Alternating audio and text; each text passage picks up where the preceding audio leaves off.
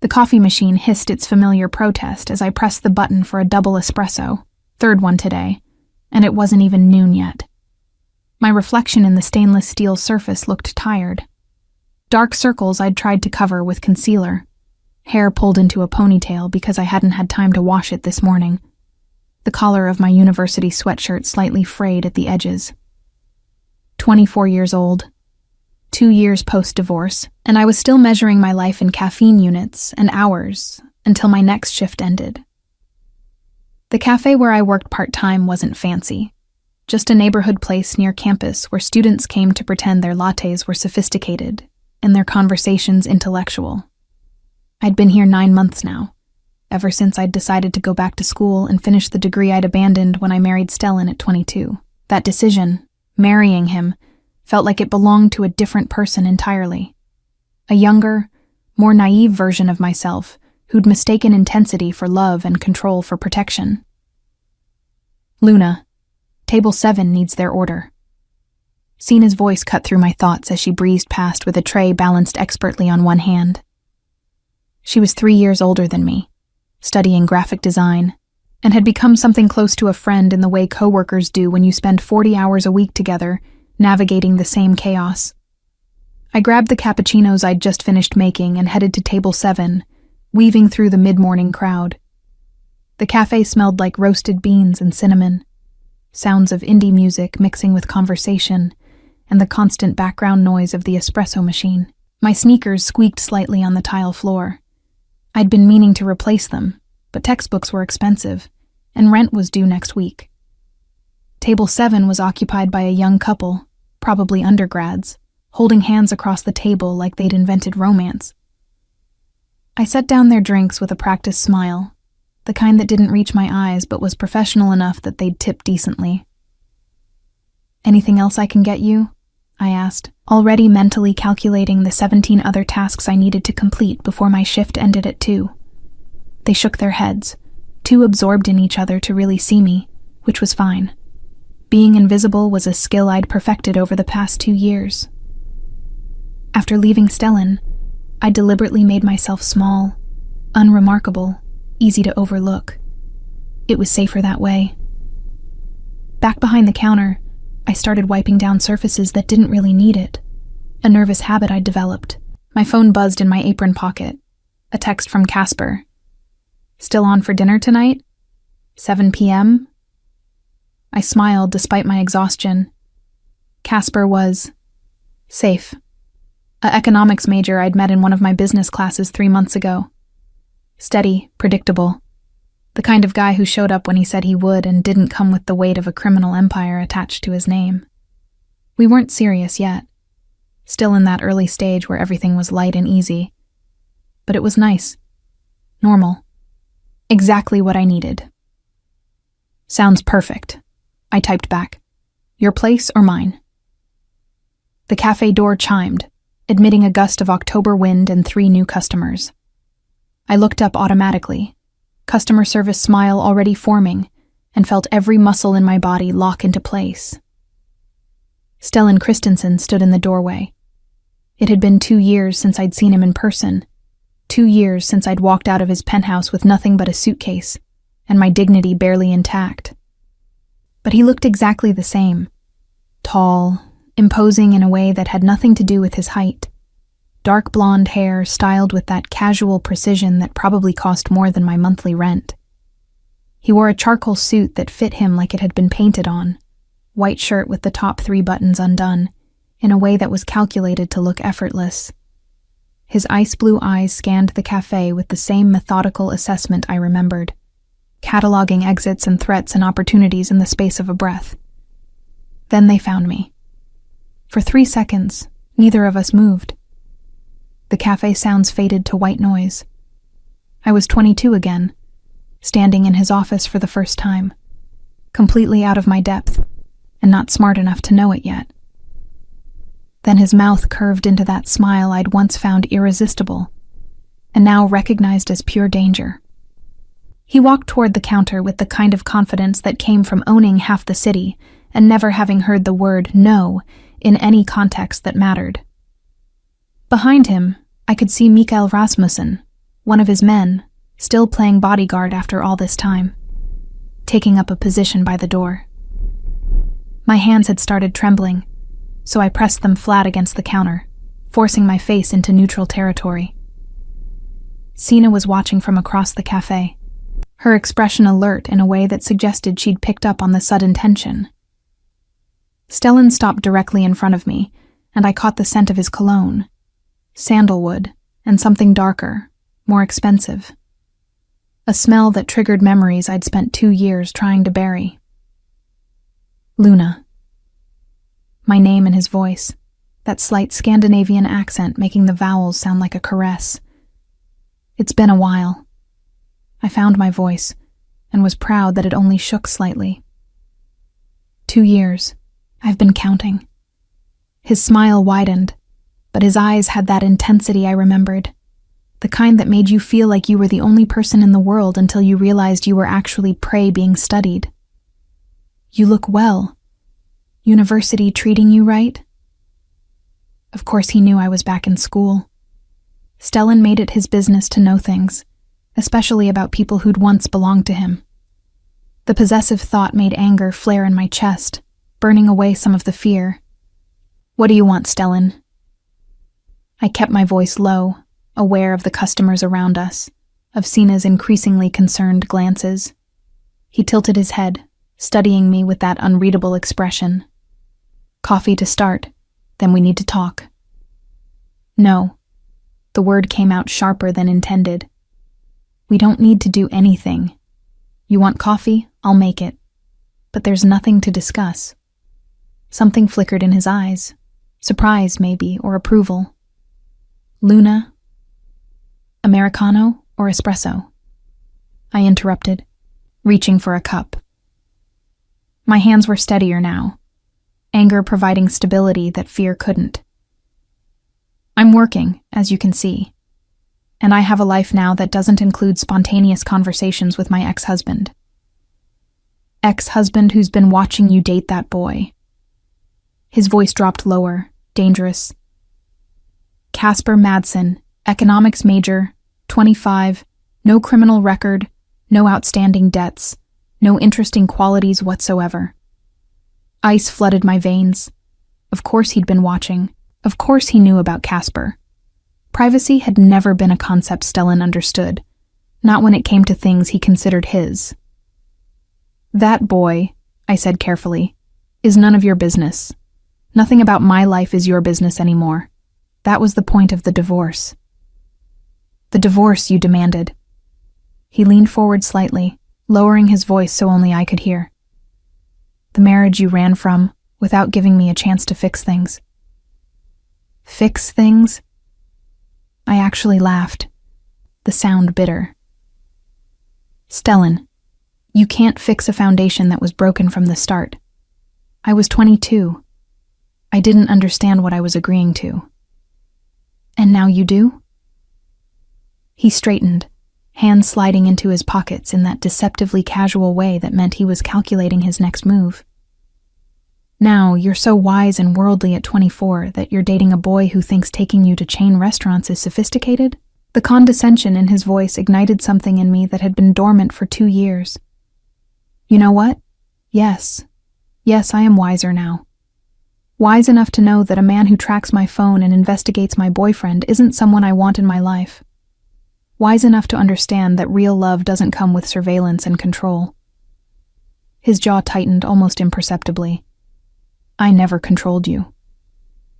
You owned half the city, Stellan. You decided where we lived, who we saw, what was safe. Every decision ran through your empire first. I grabbed a cup, started making his Americano with sharp, precise movements. I was an accessory, a pretty thing to keep in your penthouse while you ran your business. I want more than that. You think that boy can give you more? He watched my hands move, and I hated that his attention still made my skin feel electric. He can't protect you. Can't give you the life you deserve. Maybe I don't need protection. Maybe I just need respect. I set the finished coffee down harder than necessary, liquid sloshing slightly. $5. He pulled out his wallet, leather, expensive, probably Italian, and placed a $100 bill on the counter. Keep the change. Consider it a tip for the honesty. I don't want your money. Too late. It's already yours. He picked up the coffee, took a deliberate sip, eyes never leaving mine. We need to talk, Luna. Really talk, not this dance we're doing. There's nothing to say. Then why are your hands shaking? I looked down and realized he was right. Despite my anger, despite my words, my hands were trembling against the counter. I curled them into fists, refusing to give him the satisfaction. That's fear, not interest, I said flatly. You walked into my workplace, demonstrated that you've been stalking me, and implied threats against my boyfriend. Forgive me if I'm not jumping at the chance for a reunion. Something shifted in his expression, the confident smile faltering for just a moment. It wasn't a threat, just information. In your world, information is a weapon. In every world, information is a weapon. I taught you that. He set down the coffee, leaned forward again. Dinner. One dinner. Neutral location. No men, no surveillance. Just you and me, talking like adults. I have dinner plans already. Tomorrow, then. No. Luna. The answer is no, Stellan. I stepped back from the counter, creating physical distance because emotional distance wasn't working. I'm not interested in nostalgia or closure or whatever you think you need. We're done. We've been done for 2 years. Please respect that enough to leave. He studied me for a long moment, and I forced myself to hold his gaze, to not look away first like I used to. Finally, he nodded slowly, picked up his coffee. You're different, he said quietly. Stronger. I had to be. You don't survive divorce from a man like you by staying soft. A ghost of a real smile crossed his face. No, I suppose not. He turned toward the door, then paused, looking back over his shoulder. For what it's worth, Luna, I'm proud of you. Going back to school, building your own life. You're becoming who you were supposed to be. The compliment was so unexpected, so genuine, that I didn't have a response ready. By the time I processed it, he was already walking toward the exit, Mikael falling into step behind him. Sina appeared at my elbow the moment the door closed. Who the hell was that? My ex-husband. I reached for the $100 bill, crumpling it in my fist. And hopefully, someone I'll never have to see again. But even as I said it, I knew it was a lie. Men like Stellan Christensen didn't accept rejection. They regrouped, reassessed, and came back with different tactics. And despite everything, my anger, my fear, my hard-won independence, a small, stupid part of me wondered what he'd been about to say before I cut him off. My phone buzzed again. Casper, sending a photo of wine bottles with the caption, "Which one for tonight?" I stared at the image, at this normal, uncomplicated man who wanted nothing more than my company and didn't come with the weight of a criminal empire. Then I looked at the door where Stellan had exited and felt the familiar pull of something I'd spent 2 years trying to forget. 3 weeks passed before Stellan made his next move. 3 weeks where I convinced myself I'd handled the coffee shop confrontation perfectly, that I'd been strong and clear and had successfully closed that chapter of my life. 3 weeks where Casper and I settled into a comfortable rhythm, study dates, Netflix nights, sex that was pleasant if not earth-shattering. I should have known better. The first sign came on a Tuesday evening. I was leaving my business ethics class, backpack heavy with textbooks, mentally preparing for my shift at the cafe that started in an hour. My phone rang. Unknown number, which I normally wouldn't answer, but something made me pick up. Luna Nielsen? A woman's voice, professional, slightly warm. Speaking. This is Dr. Ellen Sorensen from the University Financial Aid Office. I'm calling about your student loan application. My stomach dropped. The application I'd submitted 3 months ago, been rejected for, had been appealing through every available channel. Did something change with my appeal? Actually, yes. An anonymous donor has established a scholarship fund, and based on your academic performance and financial need, you've been selected as a recipient.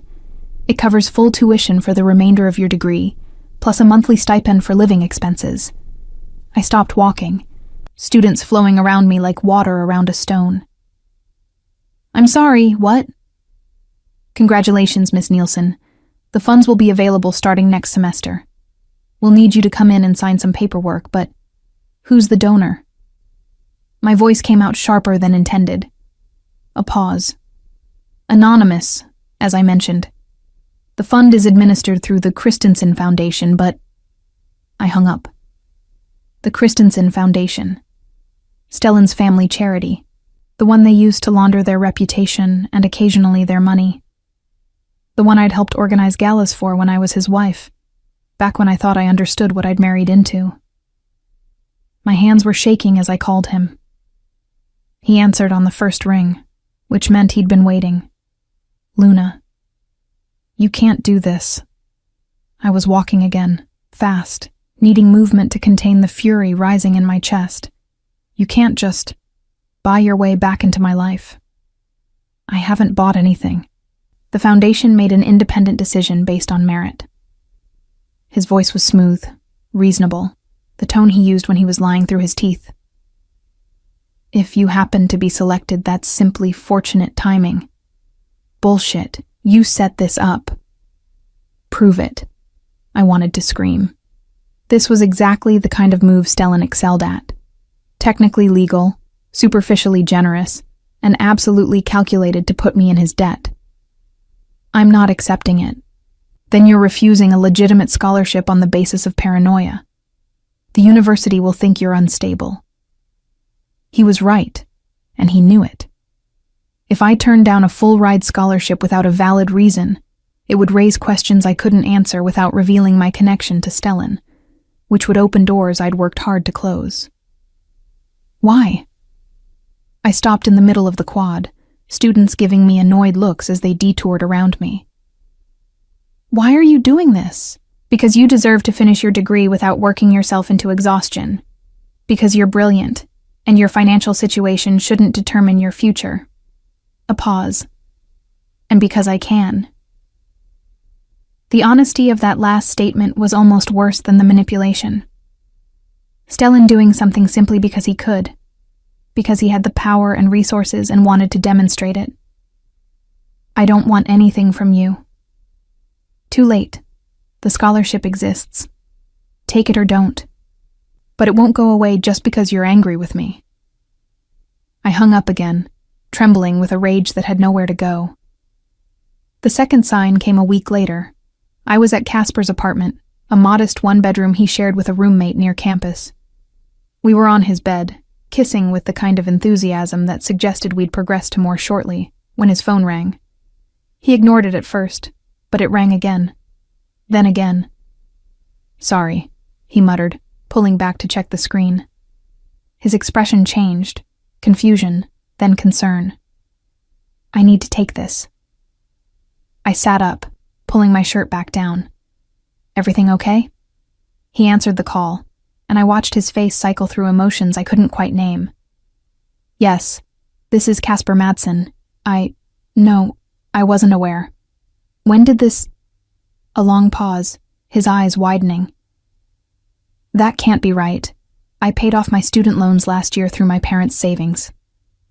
My stomach dropped. What do you mean there's a lien against my father's business? We don't... He went pale. 200,000 euros. That's impossible. We never took out that loan. I knew. Even before he finished the call, hands shaking as he stared at his phone, I knew exactly what had happened. Casper, I started, but he cut me off. My dad's hardware store. Someone filed paperwork claiming he took out a loan 5 years ago and defaulted. They're threatening to seize the property. He was scrolling frantically through his phone, texts from his father coming through in rapid succession. This is insane. We have records. We can prove... It's not real. My voice came out flat, dead. The loan isn't real. He looked up, confusion warring with panic. What? It's a legal fiction. Someone created false paperwork to create the appearance of debt. Your father will be able to fight it, but it'll take months and thousands in legal fees to unravel. How do you know that? Because I'd been married to a man who specialized in exactly these kinds of pressure tactics. Because I'd watched Stellan's lawyers weaponize the legal system against his enemies dozens of times. Because I knew his signature moves like I knew my own heartbeat. I just do. I stood, started gathering my things. I need to go. Luna, wait. I'm sorry, Casper. I'm so sorry. I kissed his forehead, tasting his confusion and fear. Get a lawyer. Document everything. Don't pay anything or sign anything until you've had it independently verified. I left before he could ask the questions I couldn't answer. I called Stellan from the street outside Casper's building. He answered on the first ring again. Stop. The word came out as a command, not a plea. Whatever you're doing, stop it right now. I'm having dinner. Would you like to join me? His voice carried that smooth amusement that made me want to reach through the phone and strangle him. You went after Casper's family. I have no idea what you're talking about. Stellan. Have dinner with me, Luna. Tonight. Come alone. Talk to me for 1 hour, and I'll ensure whatever issues your boyfriend's family is experiencing resolve themselves. The threat was barely veiled. Cooperate, or watch Casper's father's business crumble under the weight of legal fiction. This is extortion. This is an invitation to dinner. You're blackmailing me into dating you. I'm creating an opportunity for conversation. He paused, and when he spoke again, his voice had lost some of its smoothness. I'm not trying to hurt anyone, Luna. I'm trying to get your attention. You have it. My hand was clenched so tight around the phone that my knuckles had gone white. Congratulations. You've successfully demonstrated that you can destroy innocent people's lives to force me into a room with you. What a compelling argument for why we should be together. Silence. Then, Il Padrino. 8 o'clock tonight. Come alone. He hung up before I could respond. Il Padrino was the kind of restaurant that didn't list prices on the menu, because if you had to ask, you couldn't afford to be there. I'd been once before, years ago, when Stellan and I were married, and he'd wanted to impress some business associates. I remembered feeling impossibly out of place among the crystal and white tablecloths, like a child playing dress-up in her mother's clothes. I showed up at 8 wearing jeans and my university sweatshirt, partly because I refused to dress up for what was essentially a hostage negotiation, partly because it was all I had time to throw on after my shift at the cafe. The maitre d' took one look at me and clearly wanted to refuse entry, but then recognition flashed in his eyes. Or more likely, Stellan had warned him I'd be underdressed. He led me through the restaurant to a private room in the back, the kind reserved for people who didn't want witnesses to their conversations. Stellan stood when I entered, and I had to actively remind myself that good manners didn't erase bad behavior. He'd changed from whatever he'd been wearing earlier into a navy suit, hair perfectly styled, looking like he'd stepped out of a magazine spread on Scandinavian CEOs who definitely don't run criminal empires. You came. He sounded genuinely surprised.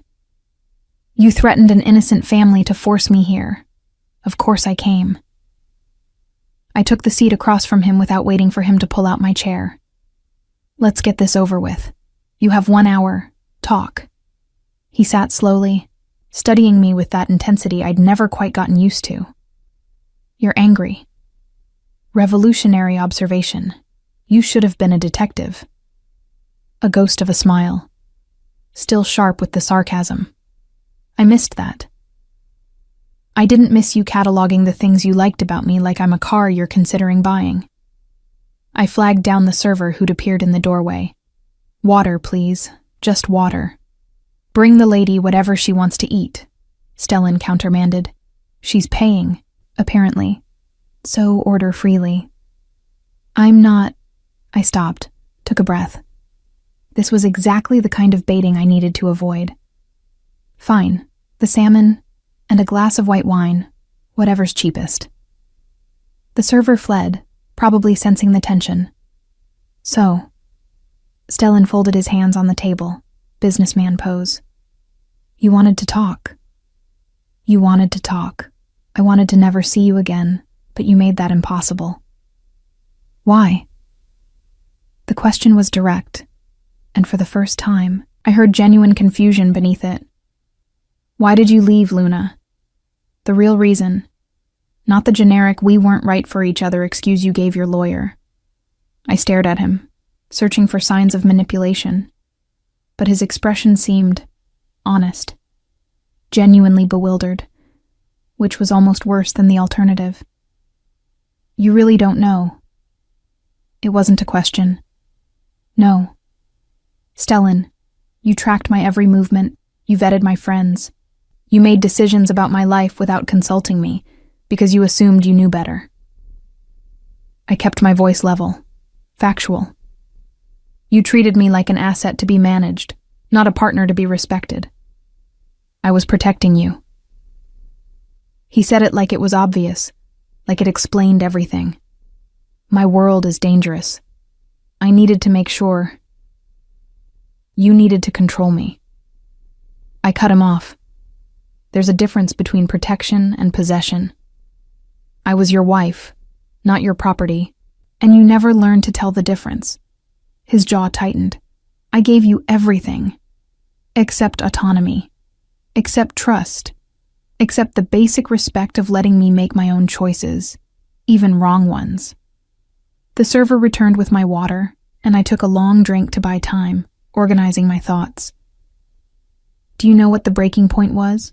The moment I knew I had to leave? He shook his head. You remember when I wanted to take that job at the nonprofit? The one working with at-risk youth? The position that would have put you in contact with people connected to my rivals. Yes. You didn't discuss it with me.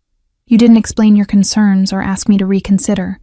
You just made it go away, called in a favor, had the position filled before I could even interview. Then you told me you'd done it, like I should be grateful. His expression had gone carefully neutral. It was dangerous. It was my decision to make. My voice rose slightly despite my efforts to stay calm. That's when I understood. You didn't see me as capable of assessing risk or making adult choices. You saw me as something fragile that needed to be kept safe, even from myself. You were 22, Luna. You didn't understand. Exactly. I set down my water glass hard enough that it clicked against the table. I was 22. I married you at 22, Stellan. I was too young to understand what I was agreeing to. And instead of helping me grow into an equal partner, you kept me in a gilded cage and called it love. Silence stretched between us. Stellan's hands had curled into fists on the table, and I could see him working through something, expression shifting in ways I couldn't quite read. I thought. He stopped, started again. I thought I was being a good husband, providing for you, keeping you safe. Isn't that what you're supposed to do? That's what you're supposed to do for a child, not a wife. I gentled my voice slightly, because despite everything, I could see he genuinely believed what he was saying. I needed a partner, Stellan. Someone who trusted me to be an adult, even if I made mistakes. You couldn't do that. Could you have loved someone who let you walk into danger? The question was quiet, almost vulnerable, and it hit harder than I expected. Because the honest answer was, I didn't know. Maybe I'd been as complicit in our dynamic as he was, accepting his protection because it was easier than fighting for my independence. I don't know, I admitted. But I do know that what we had wasn't sustainable. I was disappearing, Stellan, becoming this smaller, softer version of myself, because that's what you needed me to be. And if I'd stayed, eventually there wouldn't have been anything left of me. Our food arrived, breaking the moment. We sat in silence as the server plated everything with unnecessary ceremony, then disappeared again. "Fix Casper's father's problem," I said once we were alone. "Right now. Call whoever you need to call and make it go away." He pulled out his phone without argument, made a brief call in Danish that I couldn't follow, then set it aside. "Done. The paperwork will be revealed as fraudulent by morning." "Thank you." "Is he good to you?" Stellan picked up his fork, but didn't actually eat anything. "Your boyfriend?" "That's not your concern." "Humor me."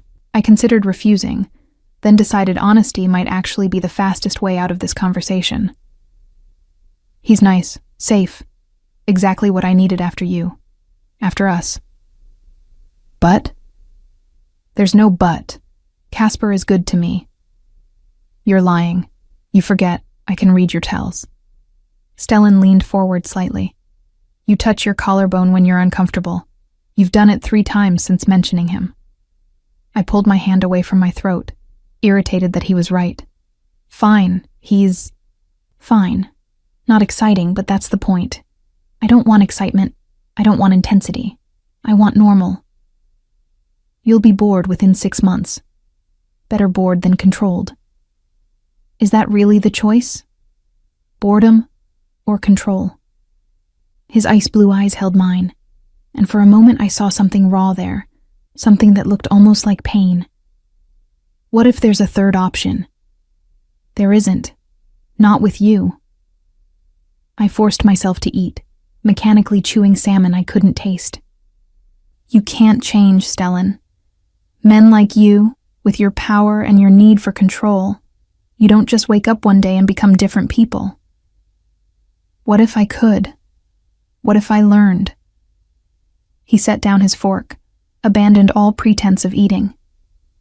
You said I kept you in a cage. What if I tore down the bars? What if I proved I could be what you need?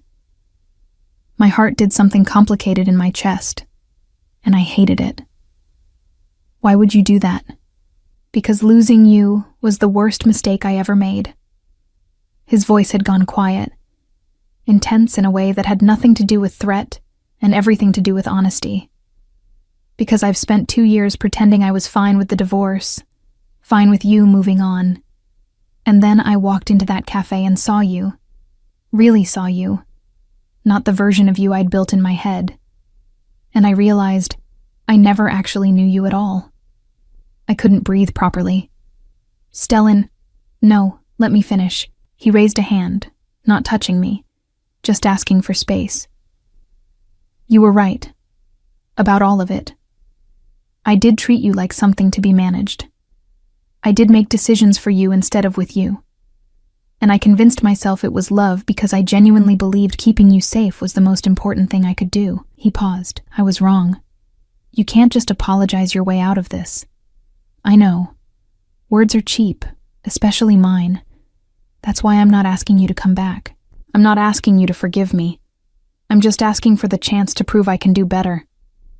By stalking me? By threatening my boyfriend's family? That's your idea of doing better? He had the grace to look ashamed. I panicked, seeing you with him, realizing you'd actually moved on. I reverted to old patterns. It was wrong. I'm sorry. I pushed my plate away, appetite completely gone.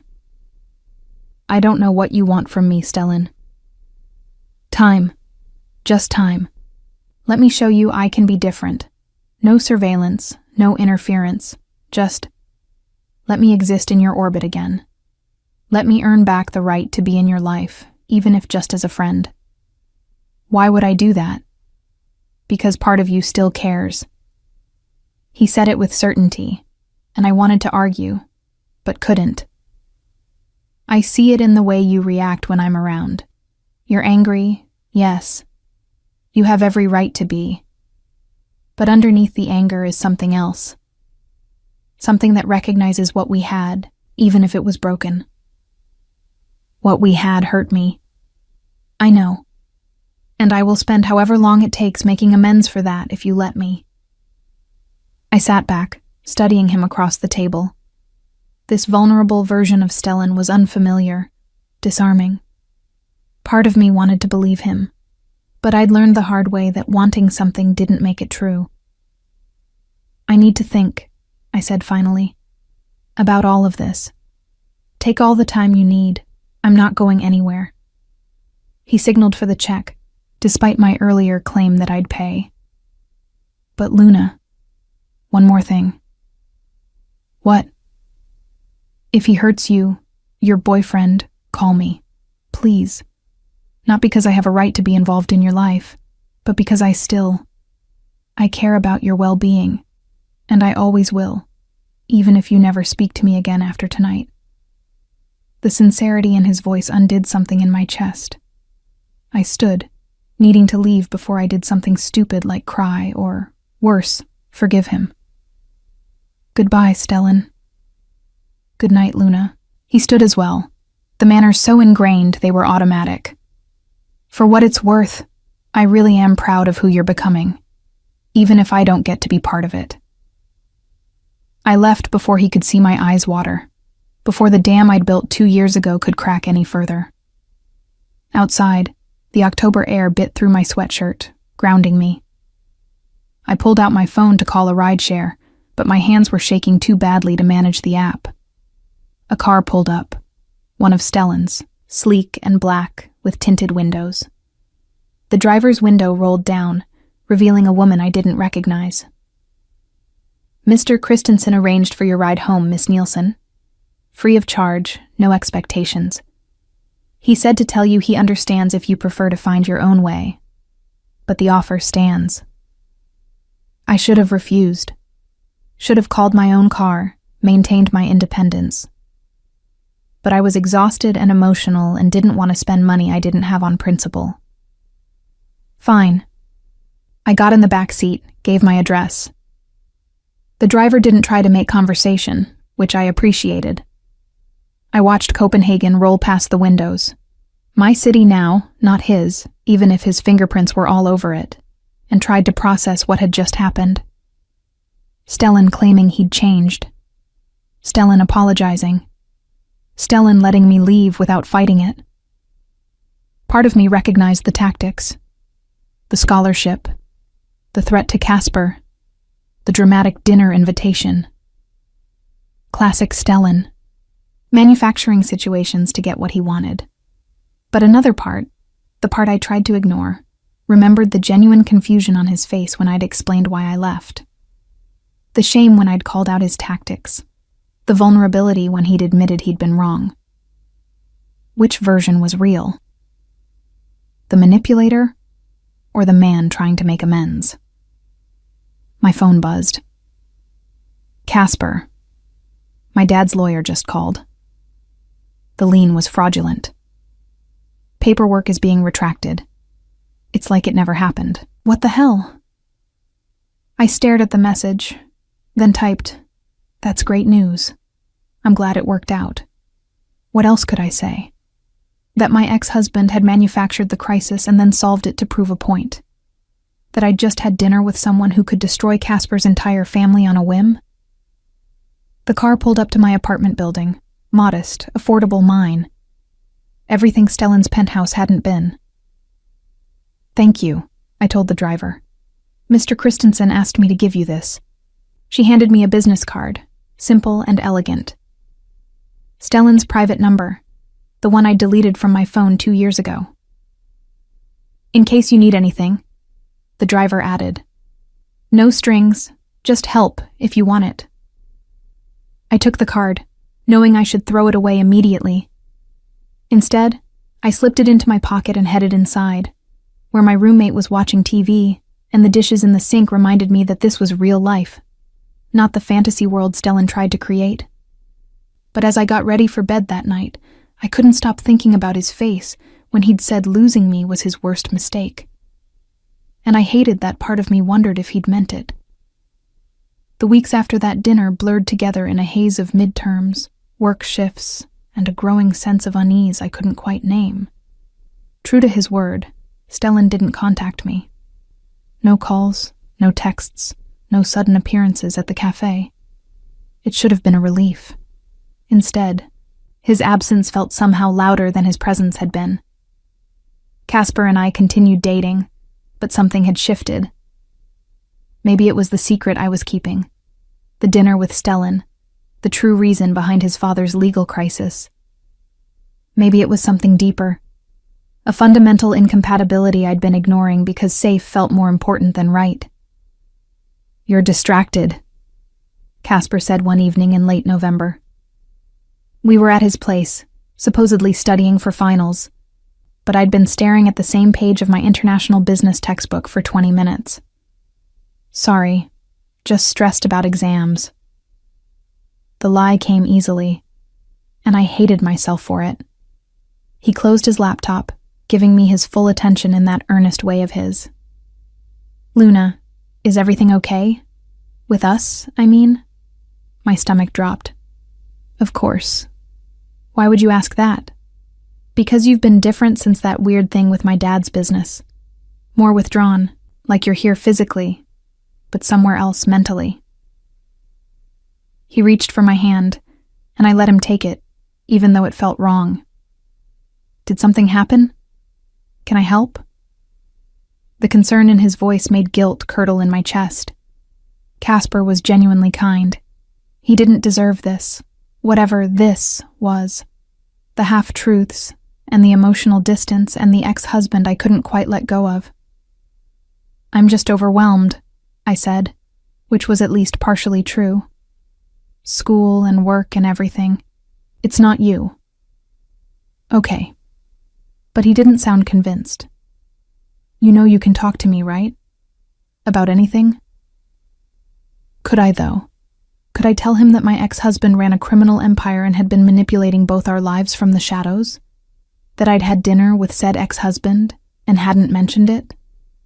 That part of me, a traitorous, stupid part, had spent the last month replaying Stellan's words on an endless loop? "I know," I lied again. "Thank you." We had sex that night, and it was fine. Pleasant. Perfectly adequate. But as Casper fell asleep beside me afterward, I stared at the ceiling and acknowledged what I'd been avoiding. I wasn't being fair to him. He deserved someone who was all in, not someone comparing him to a man who'd hurt her, but also understood her in ways that felt dangerously like destiny. The truth about Casper revealed itself 2 weeks later, the week before Christmas break. I'd finished my last exam early and decided to surprise him at his apartment with coffee and those cinnamon rolls he liked from the bakery near campus.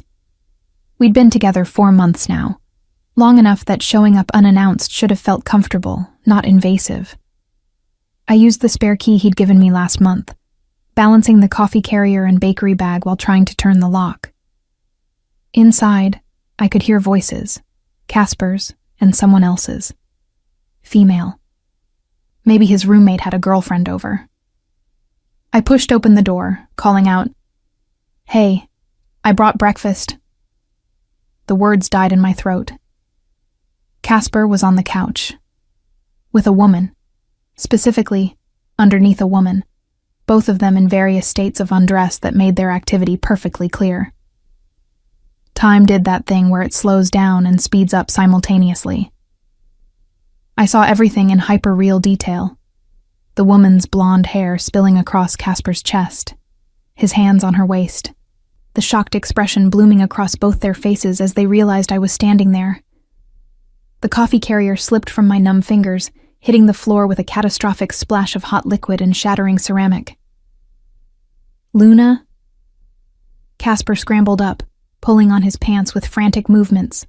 Shit, this isn't what?" My voice came out remarkably steady considering the floor had just dropped out from under me. "Isn't you fucking someone who isn't your girlfriend?" The blonde woman had the grace to look embarrassed as she gathered her clothes. "I'm so sorry. I didn't know he had... Get out." I didn't raise my voice, but something in my tone made her move faster, fleeing toward the bathroom to dress. Casper had his pants on now, was reaching for his shirt. "Luna, please, let me explain." "How long?" I asked, still standing in the doorway, coffee pooling around my shoes. We're not. He ran his hands through his hair, the same gesture he used when struggling with a difficult problem set. It just happened. A few times. I didn't mean for it to. How long? Each word precise, controlled. A month. Maybe 6 weeks. He looked genuinely miserable, which only made it worse. But it wasn't serious. It was just, "You've been so distant lately." And she was there. And I'm sorry. I'm so sorry. A month. Maybe 6 weeks. Which meant this had started right around the time Stellan had come back into my life. When I'd been distracted and withdrawn and emotionally unavailable because I was too busy wrestling with my past to be present in my current relationship. The worst part? I wasn't even that hurt. Embarrassed, yes. Angry at the deception, absolutely. But not devastated. Not heartbroken. Which probably said everything about the relationship that needed to be said. "We're done," I said simply. "Luna, please. Can we talk about this?" He took a step toward me, and I held up a hand to stop him. "There's nothing to talk about. You cheated. I'm leaving. That's the entire conversation." I turned toward the door, then paused, looking back. "For what it's worth, Casper, you were right. I was distant. I wasn't fully present in this relationship, and that's on me. But cheating was still a choice you made. Own it." I left before he could respond, before the blonde woman could emerge from the bathroom, before I had to process any of it beyond the immediate facts. In the elevator, my phone buzzed. Unknown number. Against my better judgment, I answered. "What? Luna?" Stellan's voice concerned. "Are you all right?" Of course he knew something was wrong. He probably had surveillance on Casper's building, had watched me arrive and leave in under 5 minutes, had calculated exactly what that meant. "How did you—" "Never mind. I don't want to know." I stepped out into the cold December morning, my coat suddenly inadequate against the wind. "What do you want?" "I'm sending a car. Where are you?" "I don't need your car." "Luna, you sound upset. Please, just let me—" "Your instincts were right." The words came out bitter. About Casper. He was exactly as boring and safe and predictable as you said. Right up until I found him fucking someone else in his living room. Silence. Then, "I'm coming to get you myself. Don't move." "Stellan." But he'd already hung up. I should have walked away. Should have called Sina or taken a rideshare back to my apartment and dealt with this like an adult. Instead, I stood on that street corner, numb and confused, and tired of pretending I had everything under control. Stellan's car pulled up 8 minutes later. Not his usual sedan with a driver, but a low-slung sports car. Aston Martin, probably. Something ridiculous and expensive that he drove himself. He got out, leaving the engine running, and for the first time since I'd known him, he looked disheveled. Hair slightly mussed, wearing jeans and a sweater instead of his usual suit, like he'd dressed in a hurry. "Get in." Not a command, just a statement. I got in. He pulled away from the curb with smooth precision, heading north toward the waterfront. Neither of us spoke for several minutes, the car's engine purring between us like a sleek animal. "Did you know?" I asked finally. "About his infidelity?" "No, I would have told you." He glanced at me briefly before returning his attention to the road. "I had someone keeping an eye on him for security purposes, but we weren't monitoring his personal activities. That would have been..." He paused. "Invasive. But you're having him followed. I'm having everyone in your orbit monitored for potential threats. There's a difference." At my look, he added, "I know. I said I wouldn't interfere. But I can't turn off the part of me that needs to know you're safe." "That's the problem, Stellan. You see protecting me and controlling me as the same thing." I'm working on understanding the difference.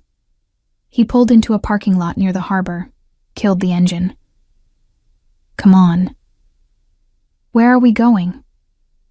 Somewhere we can talk without you being in shock on a street corner. He got out, and after a moment's hesitation, I followed. The somewhere turned out to be a high-rise apartment building with views of the water, all steel and glass and money. Of course. Stellan's solution to emotional crisis was always more luxury, as if expensive environments could cushion any pain. But when we entered the penthouse, I realized something was different about this place. It wasn't lived in. No personal touches, no signs of habitation beyond the furniture. This was a staging area, not a home. I bought this last month, Stellan said, watching my reaction. After our dinner, I thought. He trailed off, seeming suddenly uncertain. I thought maybe if I had a place that wasn't my penthouse, somewhere without all the history, we could talk more easily. Neutral ground. He'd bought an entire apartment as neutral territory. The absurdity of it should have been funny, but I was too emotionally drained to process it properly. I'll make coffee. He headed toward the kitchen, gleaming appliances that had probably never been used, leaving me to wander to the floor-to-ceiling windows. Copenhagen spread out below, gray and beautiful in the winter morning. I pressed my forehead against the cool glass and tried to sort through the jumble of emotions competing for space in my chest.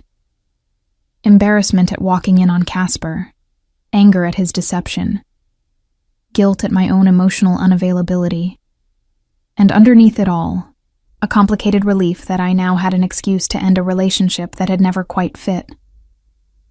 Here.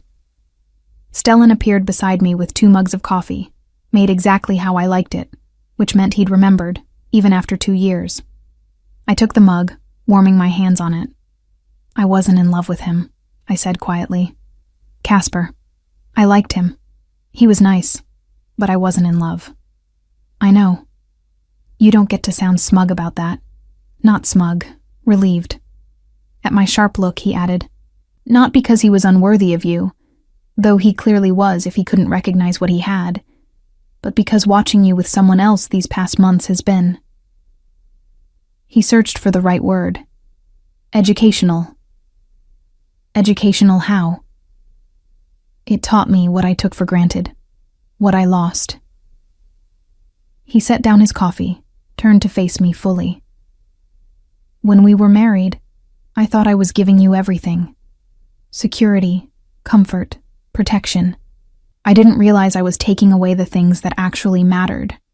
Your autonomy, your voice, your right to make mistakes and grow from them.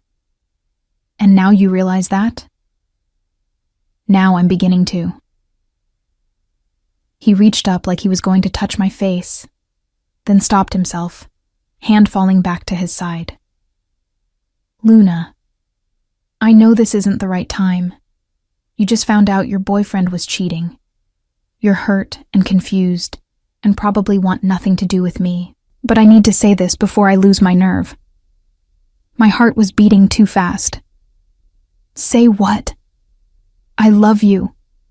I loved you when we were married, even though I expressed it terribly. I loved you through the divorce, and I love you now, watching you build this incredible life without me. His ice blue eyes held mine, raw and honest.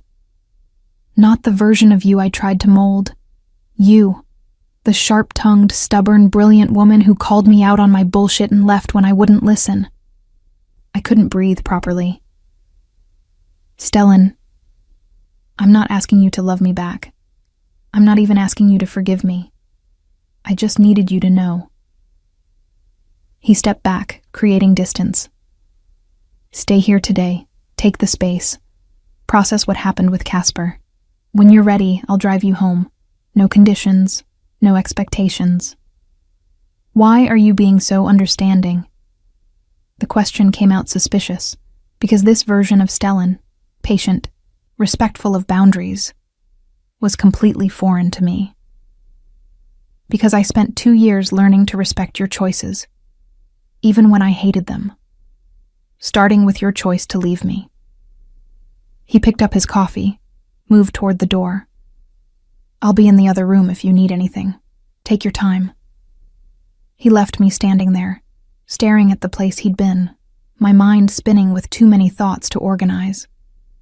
Stellan Christensen, who'd once tracked my every movement, was giving me space. Stellan Christensen, who'd never apologized for anything, had just admitted he was wrong.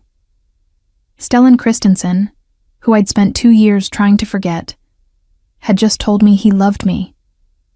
And the worst part? The absolutely terrible, complicated worst part? I believed him. I spent 3 hours in that apartment, staring out at the water, drinking coffee, and trying to understand my own feelings. Casper's betrayal barely registered beyond the initial shock. What consumed me was the larger question. Had I been emotionally unavailable because I was healing from Stellan? Or because I'd never actually moved on? Sometime around noon, my stomach reminded me I'd skipped breakfast. The coffee and cinnamon rolls had ended up on Casper's floor. I found Stellan in what he'd designated as the office, working on his laptop, looking unfairly attractive in the winter sunlight streaming through the windows. "Hungry?" he asked without looking up, as if he'd been monitoring my presence even while giving me space. "Starving." He closed the laptop immediately. "There's a restaurant downstairs, or I can order delivery, whatever you prefer." "Downstairs is fine." I paused. "Thank you. For this. For not. Pushing." "I'm learning." He stood, grabbed his jacket from the back of the chair. "Slowly, but I'm learning." The restaurant was the kind of upscale casual that only existed in buildings like this.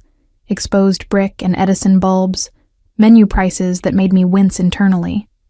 Stellan read my expression and smiled slightly. "My treat. Before you argue, consider it payment for tolerating my presence during a difficult day."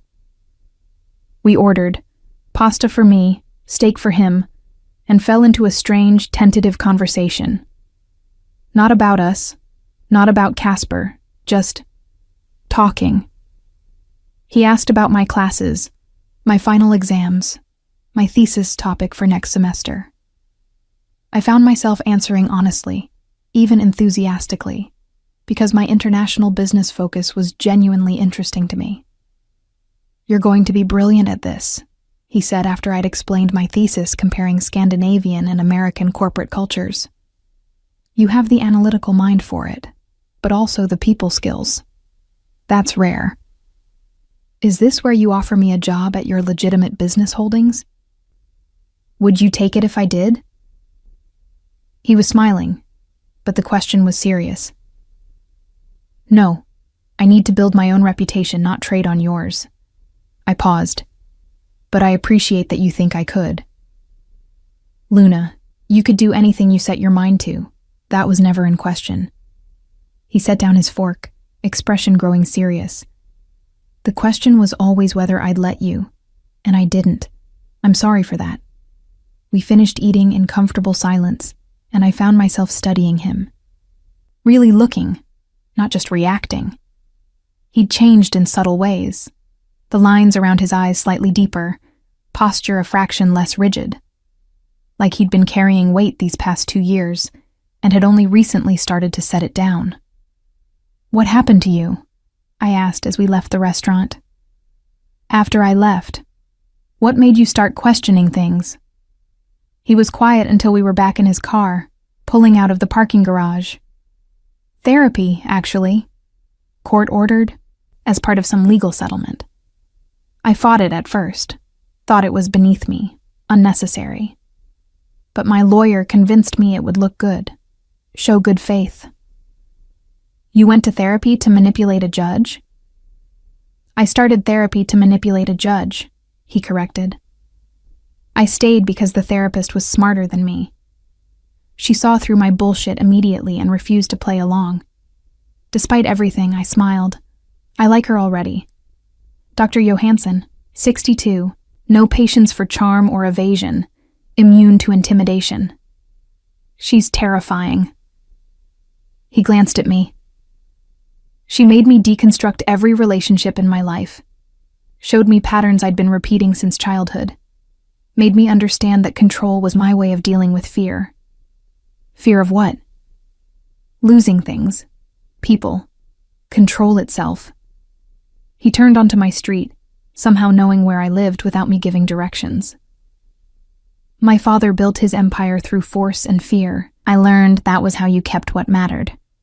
Dr. Johansson taught me that's actually how you guarantee you'll lose it. We pulled up outside my building, and he killed the engine, but didn't get out. Neither did I. We sat there in his expensive car, the afternoon light fading into early winter evening. So what now? I asked quietly. Now I drive away. You go inside, process today, figure out what you need. He turned to look at me fully. And if you decide you want to talk more, about us, about possibilities, about anything, you have my number. Use it or don't. That's your choice, Luna, not mine. I should have just gotten out, should have thanked him for the ride and closed this chapter permanently. Instead, I found myself asking, do you really think you can change? Be someone different? I don't want to be someone different. I want to be a better version of myself. He smiled slightly. One who understands that loving someone means trusting them to make their own choices, even when those choices don't include me. That's very evolved of you. Don't give me too much credit. I still want to know who you're with, where you are, whether you're safe. The difference is now I understand that acting on those wants without your consent is wrong. He reached across the console, stopping just short of touching my hand. I'm trying, Luna. That's all I can promise. That I'll keep trying. I looked at his hand, almost touching mine, and felt the pull of something I'd been denying for months. I need time. Take all you need. And space. Real space. Not you buying apartments and tracking my movements. Agreed. He withdrew his hand. Though for the record, I'm keeping the apartment. I like the view. I laughed despite myself, and the sound surprised us both. When was the last time I genuinely laughed with him? Not the sharp, defensive humor I'd wielded earlier, but real amusement. Good night, Stellan. Good night, Luna. He waited until I was out of the car and at my building's door before pulling away, a consideration I noticed and appreciated. Upstairs, my roommate took one look at my face and immediately poured wine. Bad day? Weird day. I accepted the glass, collapsed onto our second-hand couch. Caught Casper cheating, spent the afternoon with my ex-husband, realized my life is a complicated mess. In that order? Unfortunately, yes. She whistled low. Okay, starting from the top. Casper is trash. We hated him anyway. He wore those terrible boat shoes. Despite everything, I smiled. We never discussed his shoes. We didn't need to. They spoke for themselves. She settled beside me, tucking her feet up. Now, the ex-husband. The dangerous one you never talk about? That's the one. And I think he might have actually changed, or at least be trying to change, which is somehow more terrifying than when he was just consistently terrible. She absorbed this, sipping her wine. Do you still love him? It was the question I'd been avoiding all day. The one I didn't want to answer because acknowledging it made everything more complicated. I don't know, I said finally. Maybe. Or maybe I just love the version of him that exists in my memory, before I understood what I'd married into. Those aren't mutually exclusive. She squeezed my hand. It's okay to have complicated feelings about someone who hurt you, but also loved you in his own fucked up way. When did you become so wise? Therapy, and too much reality TV about toxic relationships. She refilled both our glasses. Whatever you decide about Mr. Dangerous ex-husband, just promise me you won't let anyone, including him, make you smaller again. You've worked too hard becoming yourself. I promised, and meant it. That night, lying in bed, I pulled out Stellan's business card, the one I'd kept, the one I'd told myself I was going to throw away eventually. His private number, written in his own hand on the back. In case you need anything. I added it to my contacts. Not because I was ready to call, but because for the first time in 2 years, I was willing to consider the possibility that maybe, eventually, I might want to.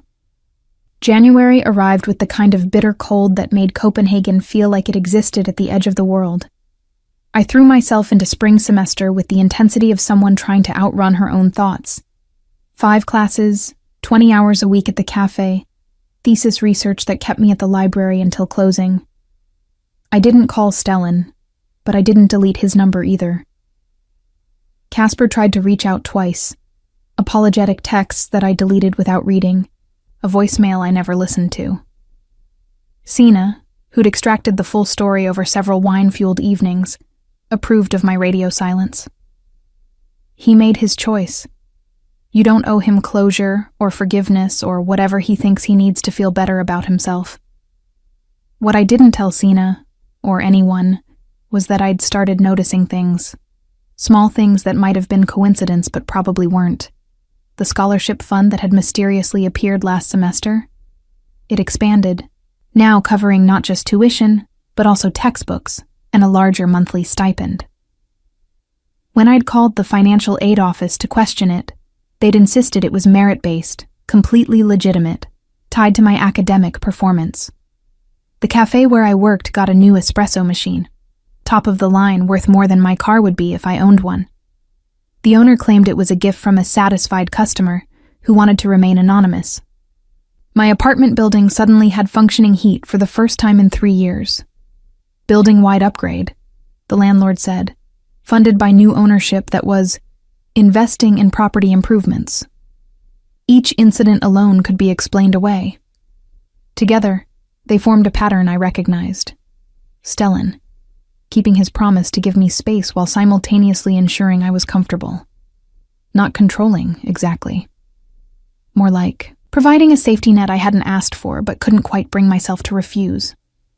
It should have angered me. Instead, I found it almost endearing in its transparency. He was trying so hard to help without interfering that it was almost clumsy, like watching someone who'd never learned subtlety attempt to be subtle. "You're smiling at your phone again," Sina observed one afternoon during our shift. "New guy?" "No. Just..." I hesitated, then decided honesty was easier than evasion, my ex, being annoyingly thoughtful from a distance. The dangerous one? I'd told her some of it. Enough that she understood why the relationship had ended. Not enough that she knew exactly what Stellan's business entailed. "Yeah. And you're considering giving him another chance?" Not a question. "I don't know. Maybe?" "He says he's changed." "They always say that."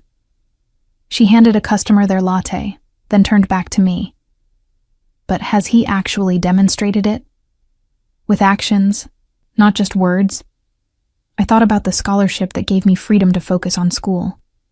The apartment warmth that meant I wasn't wearing 3 layers to bed. The cafe equipment that made our jobs easier. The complete absence of surveillance or interference, or any of the controlling behaviors that had defined our marriage. "Yeah," I admitted. "Actually, he has. Then maybe he deserves a conversation." She nudged my shoulder. "But make him work for it. Don't make it easy." I waited until Valentine's Day. Partly to be cruel, partly because I wanted to see if he'd break his promise and reach out first. He didn't. No texts, no calls, no dramatic flower deliveries at the cafe. The silence was somehow louder than any grand gesture could have been. It demonstrated restraint, patience, qualities Stellan had never possessed when I'd known him before. At 8 p.m. after my shift ended, I stood outside the cafe in the February darkness and pulled out my phone. Stared at his contact for a full minute before my thumb moved. "Are you free to talk?" The response came within seconds, which meant he'd been waiting, hoping. Always. For you. Always. The apartment. The one with the water view. Can we meet there? I'll be there in 20 minutes. I took the subway, declined the rideshare he probably wanted to send, and arrived at the building before him. The doorman, clearly briefed, let me up without question. The penthouse was exactly as I'd left it 2 months ago, clean and empty and waiting. Stellan arrived 15 minutes later, slightly breathless like he'd rushed. He wore jeans and a sweater again, that same casual look that made him seem more human, less untouchable. His hair was damp at the edges. He'd been working out, probably, or at the gym in whatever building he actually lived in now. "Hi," he said, and the single word carried so much hope and fear that it made my chest ache. "Hi." I was still wearing my cafe uniform, smelling like coffee and exhaustion. "I've been thinking." "That sounds ominous." He stayed by the door, giving me space even in his own apartment. "About us, about what you said in December." I wrapped my arms around myself, suddenly cold despite the building's excellent heating. "I don't know if I can trust you again, Stellan. That's the honest truth. You hurt me. You made me feel small and controlled and like my choices didn't matter. That's not something I can just forget because you apologized and bought some heating repairs." "I know." He moved slightly closer, still maintaining distance. "I'm not asking you to forget. I'm asking for the chance to build something new, different from what we had before." "What would that even look like?" The question was genuine. "You're still who you are. I'm still who I am. The fundamental incompatibility hasn't changed." "Hasn't it?" He gestured toward the windows, the view, the space between us. 2 months ago, you wouldn't have called me. 6 months ago, you wouldn't have had my number. A year ago, you would have run the moment you saw me in that cafe. He smiled slightly. "We're already different, Luna. We're already building something new. We just haven't named it yet. I'm scared." The admission cost me, but it was true. I'm scared of falling back into old patterns, of letting you make decisions for me because it's easier than fighting, of waking up one day and realizing I've disappeared again. Then don't. He crossed the remaining distance between us, slowly, giving me time to back away if I wanted. Set boundaries. Tell me when I'm overstepping. Fight back when I get controlling. And I probably will sometimes, because that's muscle memory I'm still unlearning. But don't disappear, Luna. Stay present. Stay yourself. Make me earn you every single day. I looked up at him, at the raw honesty in his face, and felt something crack open in my chest. This is terrifying. I know. I don't have guarantees that this will work. Neither do I. And I won't move back into your world. I won't be the wife of a crime boss again. I'm building my own life, and that's non-negotiable. Good. I want you to have your own life. He reached up, finally, and tucked a strand of hair behind my ear with infinite gentleness. I want to be part of it, not all of it. I want to support what you're building, not consume it. If you track my phone again, you'll leave, and you'll be right to. His hand cupped my cheek, thumb stroking across my cheekbone. I deleted all the surveillance software, Luna. I don't know where you are unless you tell me. It's been making me insane, but it's also been teaching me to trust. Good.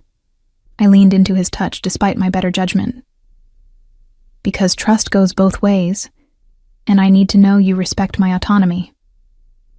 I do. I will. Every day I'll prove it. He leaned down, stopping just before his lips touched mine. Can I kiss you? The fact that he asked, that he gave me the choice instead of just taking, undid something in me. Yes. He kissed me like he was afraid I'd shatter, like I was precious and fragile and might vanish if he held too tight. It was nothing like the passionate, consuming kisses from our marriage, where he'd claimed my mouth like he claimed everything else. This was different, uncertain, asking permission with every movement. I kissed him back, letting 2 years of anger and hurt and confused longing pour into the contact.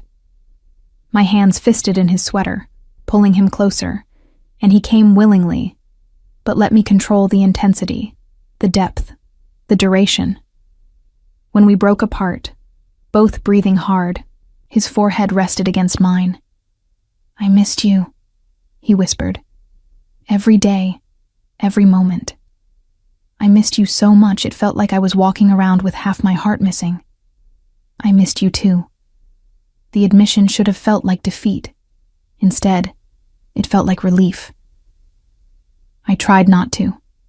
I tried to move on and forget and build a life where you didn't exist. But I couldn't. "What does this mean?" He pulled back slightly to look at me. "For us. What do you want this to be?" "I don't know yet. Not a marriage, not right now. Maybe not ever." I held his gaze steadily. "But maybe something new. Dating, but as adults who understand each other better. With boundaries and honesty and the understanding that I can walk away anytime I need to. I'll take it." He kissed me again, softer this time. "Whatever you're willing to give, I'll take it, and I'll keep proving I deserve more." We spent the rest of the evening talking, really talking in a way we never had during our marriage.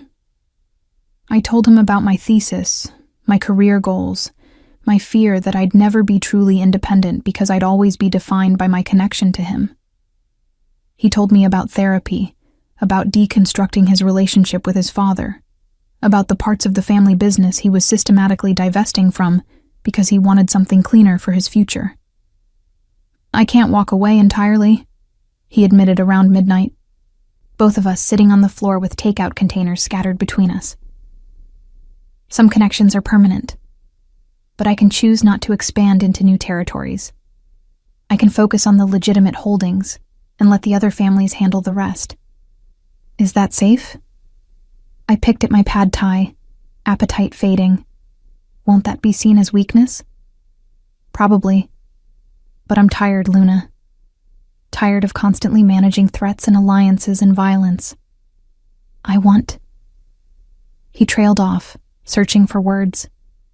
"I want to be able to sleep at night without wondering who I'll have to destroy tomorrow to protect what's mine."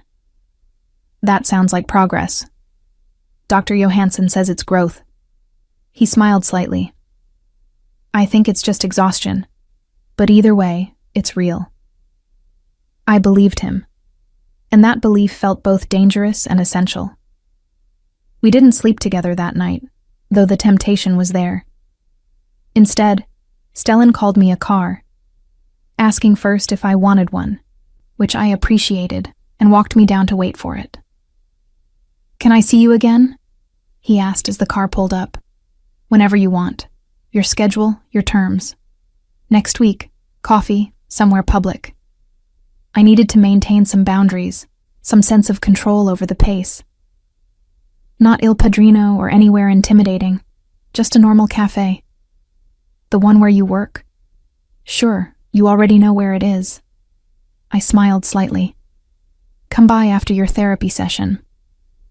"Dr. Johansson should have softened you up enough that you're bearable." He laughed, genuine and surprised. "I really did miss your sense of humor." "Good, because I'm not changing that for anyone, including you. I wouldn't want you to." In the car, watching Copenhagen slide past the windows, I texted Sina. "I'm giving him another chance. Controlled parameters, clear boundaries, but..." "Yeah." Her response came quickly. "Are you insane or brave?" "I can't tell. Both, probably. Well, if he fucks up, we know where he lives, and I have a very scary cousin who owes me a favor." I smiled at my phone, grateful for friends who supported me while also standing ready to destroy anyone who hurt me. The next 3 months were strange and wonderful, and occasionally terrifying. Stellan and I fell into a pattern: coffee once a week, dinner every other week, Long phone conversations where we talked about everything and nothing. He never pushed for more, never demanded I move faster, or give more than I was ready to give. He showed up to my thesis presentation, sitting in the back row with a pride on his face that made me stumble over my words. He celebrated when I got an A, sent flowers to the cafe with a note that just said brilliant. Always knew you would be. I met Dr. Johansson at his request, had coffee with the woman who'd been deconstructing his psyche for 2 years. She was exactly as he'd described, sharp, unimpressed by charm, absolutely immune to bullshit. He talks about you constantly, she told me over extremely good coffee in her office. The work we've done around control and fear has largely centered on unpacking his relationship with you. Is that normal in therapy? When someone's defining relationship is the one they destroyed? Yes. She studied me with clinical interest. He's made real progress, Luna. But I want you to understand, change is not linear. He'll have bad days. He'll revert to old patterns under stress. The question is whether he can recognize that and course correct. And can he? He's learning. Whether that's enough is something only you can determine. I appreciated her honesty, the lack of reassurance or false promises. It helped me understand what I was agreeing to. Not a finished product, but a work in progress. In April, Stellan invited me to his actual home for the first time since the divorce. Not the penthouse I'd fled from, but a new place. A townhouse in a quiet neighborhood, modern but warm, with a garden that surprised me. When did you become someone with a garden? I asked, touring the small space where early spring flowers were starting to bloom. When I realized I needed something living to take care of, that wasn't a criminal enterprise. He stood beside me, hands in his pockets. Dr. Johansson suggested it. Said I needed to learn nurturing instead of just protecting. How's that going? Half the plants died last month, but I'm learning. He pointed to a cluster of tulips. Those are new. I planted them thinking about you. Stubborn, beautiful, returning every spring no matter how harsh the winter was. The metaphor was heavy-handed, but I found myself touched anyway. That's almost poetic. Don't get used to it. I'm terrible at romantic gestures that aren't expensive and empty. This isn't empty. I turned to face him, taking in the care he'd put into this space, this life he was building separate from his empire. This is real, Stellan. Imperfect and uncertain, but real. He kissed me then, in his garden with dirt under our feet and spring sun on our faces, and it felt like a beginning instead of a repetition. By May, we'd fallen into something that felt almost like a relationship. Still careful, still maintaining separate lives and spaces, but connected in ways that mattered. I studied, worked, built my career plans. He managed his businesses, went to therapy, learned to garden with mixed success. And slowly, carefully, we learned each other all over again. I love you, he said one evening in late May. We were at his place, cooking dinner together, a domestic activity that would have been unthinkable during our marriage, when staff handled everything and I was kept safely separate from anything resembling normalcy. I paused in chopping vegetables. You've said that before. I know, but I wanted to say it again, now that you might actually believe me. He came up behind me, arms sliding around my waist, chin resting on my shoulder. I love you, Luna. Not the idea of you. Not the version I tried to create. You, the woman who makes terrible jokes while studying international business, who falls asleep reading textbooks and drools slightly on the pages, who argues with me when I'm being controlling and refuses to let me win just because it's easier. I turned in his arms, looking up at him. I'm not ready to say it back yet. I know. It might take a long time, years even. I might never be ready. I'll wait. He kissed my forehead. However long it takes, I'll wait. And if the answer is never, I'll accept that too. Having you in my life at all is more than I deserve. You're getting better at the romantic gestures. Dr. Johansson has been coaching me. She says I use money as a shield against actual vulnerability. She's not wrong.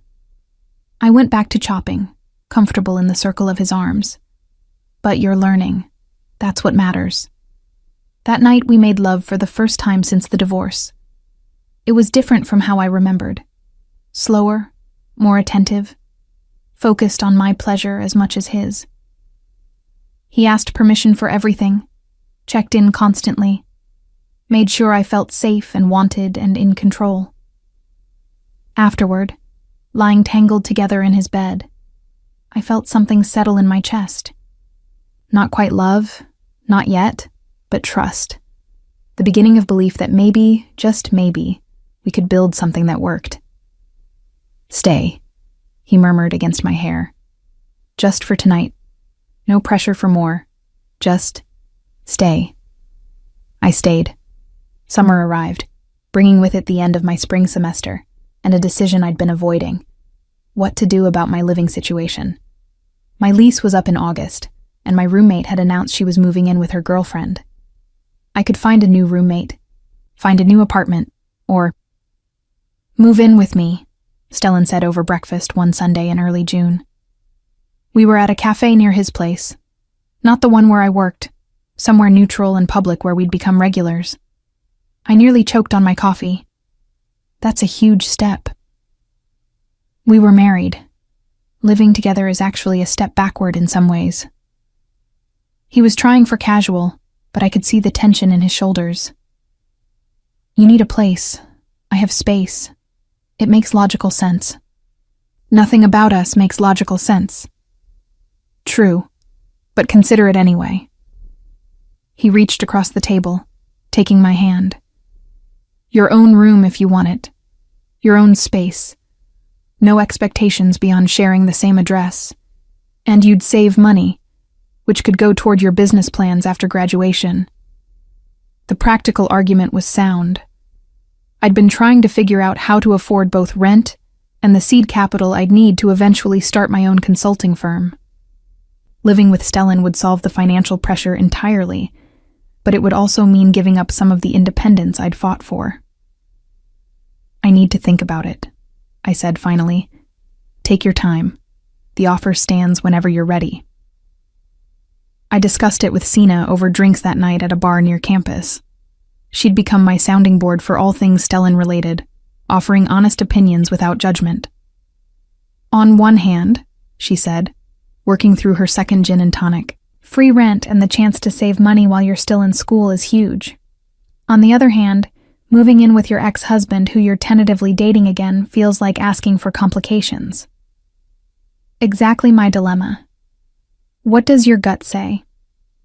I considered it, trying to hear my intuition through all the logical arguments. That I want to, that it feels right, even though it's risky, that I trust him enough to try. Then maybe that's your answer. She flagged down the bartender for another round. You can always move out if it doesn't work. You're not locked in. I was locked in last time. The marriage, the life, the identity I took on as his wife. It all felt permanent until suddenly I couldn't breathe anymore. But you're not that person anymore. You're not 22 and naive. You know what you're walking into this time, and you have the tools to walk out if you need to. She squeezed my hand. Give yourself credit for how much you've grown. That night, lying in bed in my soon-to-be former apartment, I texted Stellan. Okay, let's try it. But I have conditions. His response came quickly. Name them. I spent 20 minutes composing the list. 1. My own space within the house that's completely mine. You don't enter without knocking. 2. My own key. I come and go as I please without explanation. 3. No tracking software on my phone or any other surveillance. 4. We split household responsibilities. I'm not your housekeeper. 5. If either of us wants space, We respect that without guilt or interrogation. 6. We tell people we're living together, but not engaged or moving toward marriage. This is a practical arrangement that also happens to be with someone I'm dating. 7. I can move out at any time, for any reason, without consequences or pressure to stay. His response took longer this time. Agreed to all. Can I add one condition of my own? What? That you promise to tell me if I'm slipping into old patterns. I can't fix what I don't know is broken. I smiled at my phone. Deal. Moving day was surreally domestic. Stellan hired movers, of course he did, but I insisted on packing my own things, maintaining some control over the process. The townhouse had a third-floor room he designated as mine, with its own bathroom and enough space for my books, desk, and the small life I'd built post-divorce. "This is yours," he said, showing me around the empty space. "Furniture, decoration, everything. Your choice. I'll fund it, but you decide what it looks like." I walked through the room, imagining it filled with my things, my personality. The window overlooked his garden, which had improved significantly since April. The tulips were gone, replaced by summer flowers I couldn't name. "Okay," I said finally. "I can work with this." He smiled, relief obvious. "Good, because I've been terrified you'd change your mind." "I still might. This is a trial run, remember?" "I remember." Over the next week, I slowly transformed the space into mine.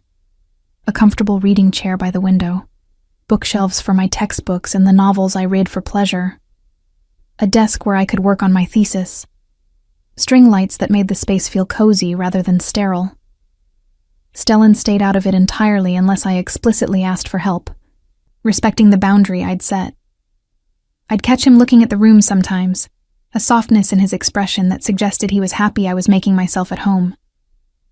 We fell into rhythms, morning coffee together before our respective days, him to his offices, me to classes or the cafe, dinner several nights a week, either cooking together or ordering in, weekends that included both shared time and separate space.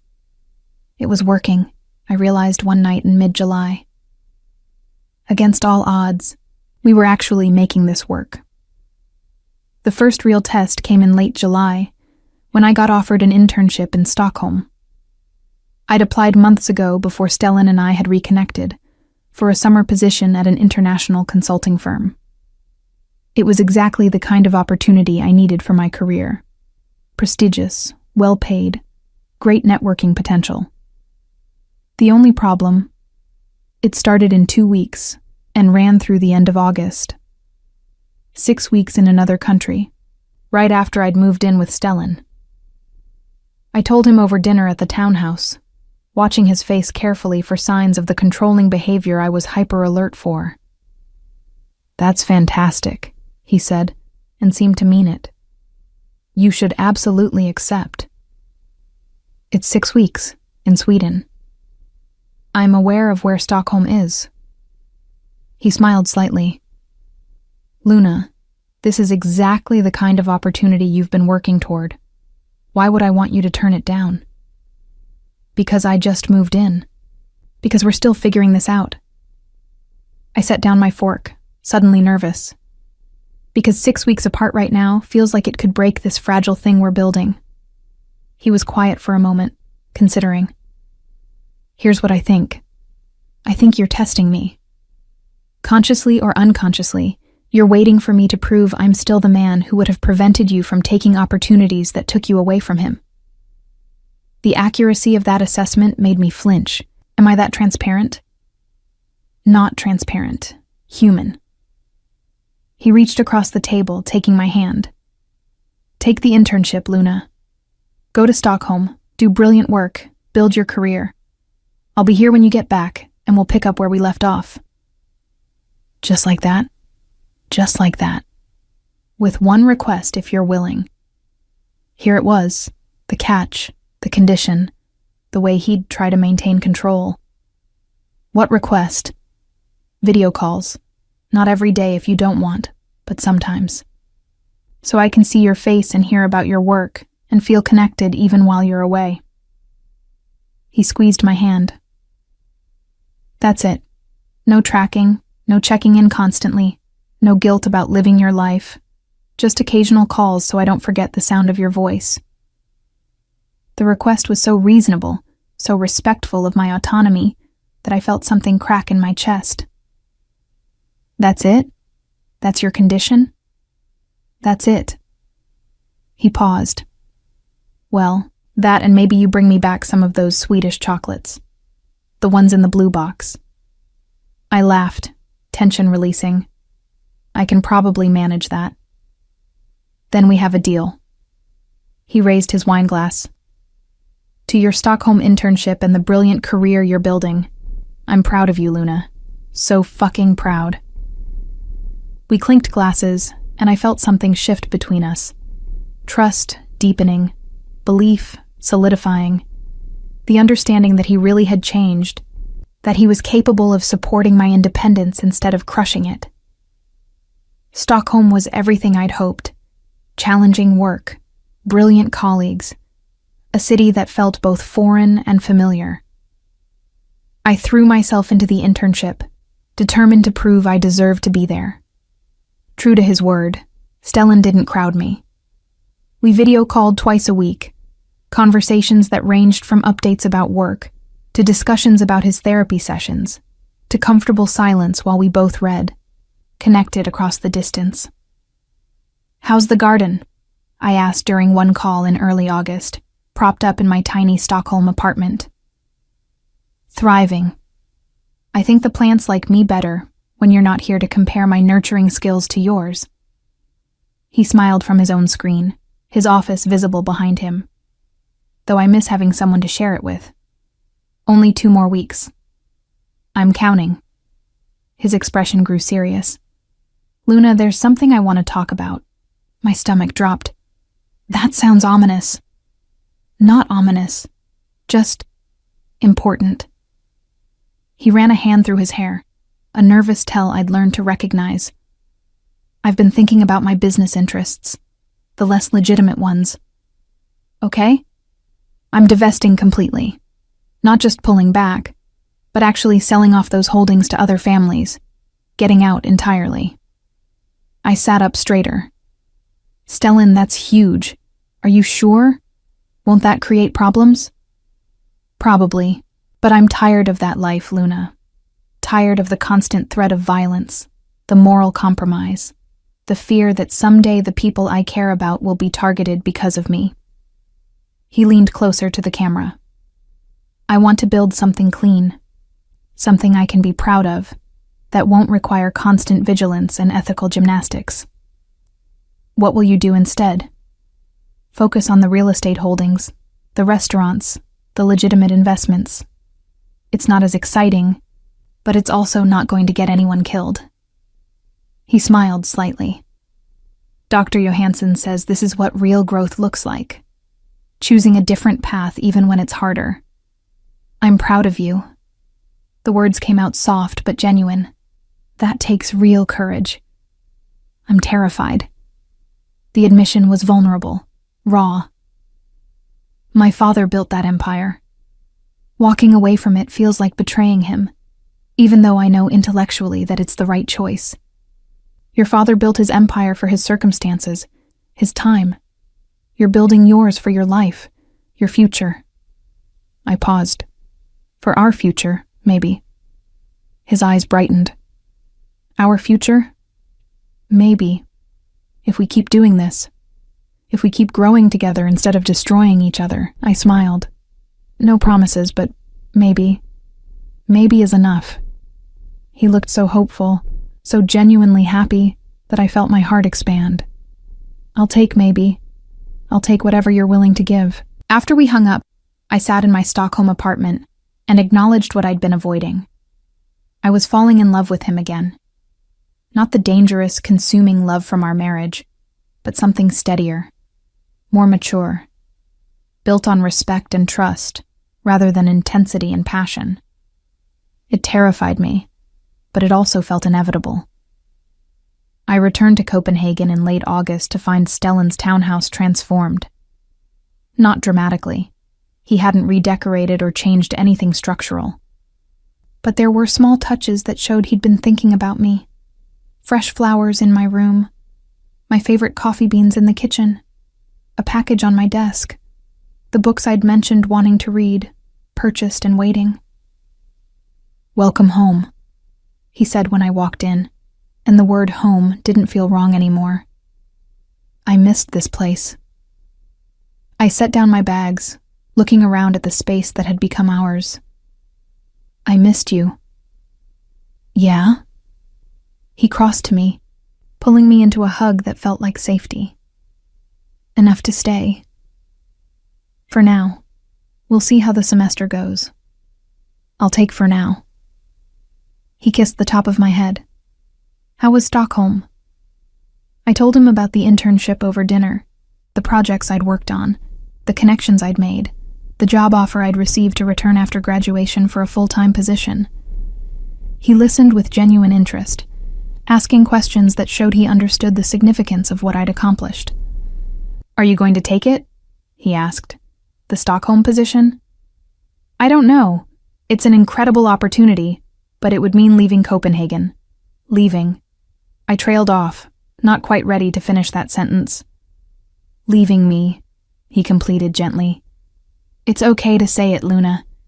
If you take the Stockholm job, we'd have to figure out long distance or make difficult choices about our future. Would you move there, if I took it?" He considered this seriously. "I don't know. My businesses are here, my therapy is here, my life is here. But you're here too, and you matter more than any of those things." He took my hand. "Can we table this discussion until you actually have to decide? No point in borrowing worry from the future." "When did you become so wise?" "Therapy." He grinned. "Turns out paying someone $200 an hour to call you on your bullshit is surprisingly effective." That night, lying in my own bed in my own room in the house I shared with Stellan, I felt something I hadn't experienced in years. Contentment. Not perfect happiness. We still had issues to work through, decisions to make, trust to rebuild. But contentment. The sense that I was exactly where I needed to be.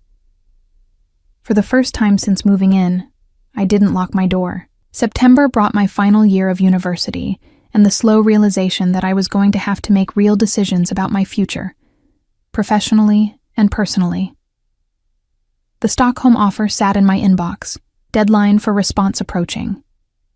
Stellan and I were solid, but undefined, living together, but not engaged, loving each other without saying the words. I was happy, I realized one morning while making coffee in our kitchen. Genuinely, uncomplicatedly happy in a way I hadn't been since before my marriage. The irony that this happiness involved the same man who'd made me miserable years ago wasn't lost on me. "You're thinking too loud," Stellan said, appearing in the doorway in his running clothes, hair damp with sweat. He'd started running in the mornings. Another Dr. Johansson suggestion about managing stress healthily. Just contemplating life's ironies. I handed him coffee. "How was the run?" "Brutal. I hate running." He took a grateful sip. "But it clears my head, so I keep doing it." "That's very mature of you." "I'm trying this new thing where I do things that are good for me even when I don't enjoy them." He leaned against the counter, watching me with that intensity that still made my pulse jump. "Speaking of which, we should probably talk about Stockholm." I thought we were tabling that discussion. That was 6 weeks ago. The table has limited space. He set down his coffee. "Luna, I don't want to be the reason you don't take an incredible opportunity.